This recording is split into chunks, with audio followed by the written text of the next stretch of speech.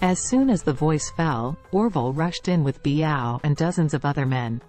As soon as he entered the door, he immediately greeted Biao. "Seal the door, no other people are allowed to enter." Biao nodded immediately. "I know that, Master Orville." Brother Chi looked at Orville dumbfounded, his brain was completely cut off. Orville, the underground emperor of Orus Hill City. Brother Chi is just one of the local small bosses, but Orville is the king of the local roads. All people on the streets must worship Orville's wharf. He couldn't even dream that if he came to help Jiaodong deal with a little thing, he would actually alarm Orville. Jiaodong didn't know Orville. Seeing Brother Chi's awkward look, he frowned and asked, "Brother Chi, what's going on? Who is this old guy?"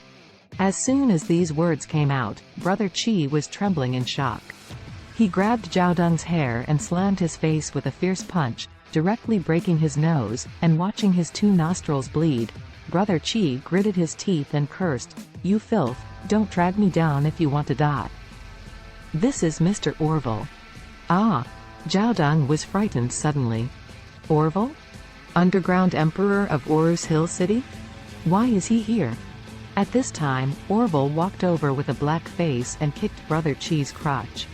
The kick made him feel terribly painful, and he knelt on the ground, his face extremely pale. Orville stared at him and said coldly, "You dare to provoke Mr. Charlie? Have you lived enough?" After finishing speaking, Orville immediately said to Charlie, ashamed, "Mr. Charlie, I am late, please forgive me." Orville's respectful attitude towards Charlie shocked everyone on the scene.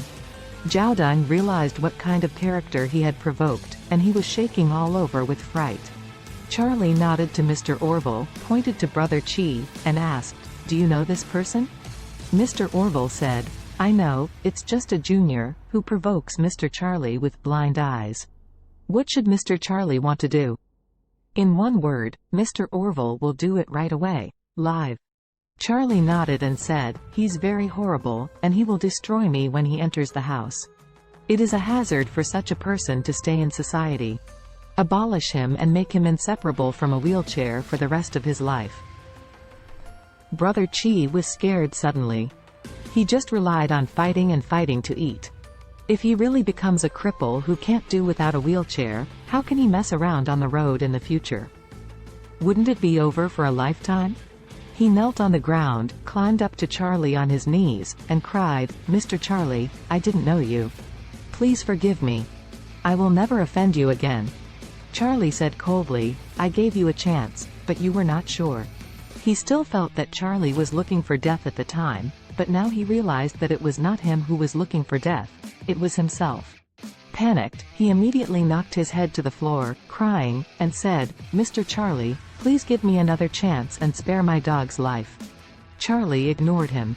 Instead, he looked at Mr. Orville and asked, "Don't do it yet, what are you waiting for?" Mr. Orville's expression was stunned, and he hurriedly said, "Come here. Break his kneecap to pieces." Immediately several younger men rushed up and pressed the big font of Brother Chi to the floor. At this time, Biao pulled out an iron rod and strode forward. Brother Chi wanted to beg for mercy, but Biao gathered the iron rod directly above his head and slammed it down. Click! Brother Chi's right kneecap was smashed into powder. This kind of crushing injury is impossible to cure in this life. Brother Chi was wailing in pain, but Charlie said at this time, "It's not enough. Only one leg is made worthless. He can still use crutches. I want him to live in a wheelchair." Biao nodded immediately, raised the steel rod, and slammed it on Brother Chi's left knee. Brother Chi rolled all over the floor in pain, and his whole body was in shock. Orville said to Biao, "Put something in his mouth so as not to disturb Mr. Charlie." "Okay, Master Orville." Immediately afterward, Biao stuffed a few pieces of gauze into Brother Chi's mouth, and threw him on the ground, curled up like a dead dog. Jiaodong was already pale with fright. He finally understood what kind of existence he had angered. Before Charlie took the trouble, he took the initiative to kneel on the ground and count out his head. "Charlie, Mr. Charlie, I was wrong. I shouldn't be rude to you, please have mercy on me." Lily was also shocked. Seeing Jiaodong kneeling down and begging for mercy, She also knelt down and kept kowtow apologizing.